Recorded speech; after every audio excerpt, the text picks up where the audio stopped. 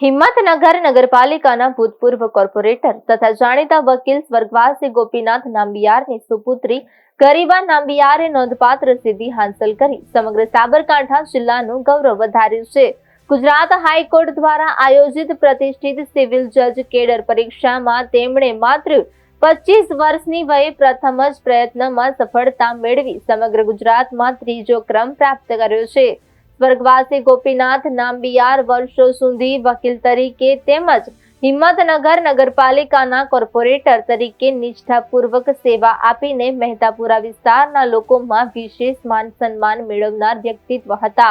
તેમની ઈચ્છા હતી કે તેમની દીકરી એક દિવસ જજ બને. આજે ગરિમાએ આ મહાન સિદ્ધિ મેળવી પોતાના સ્વર્ગસ્થ પિતાના સ્વપ્નને સાકાર કરી તેમને સાચી શ્રદ્ધાંજલિ અર્પી છે.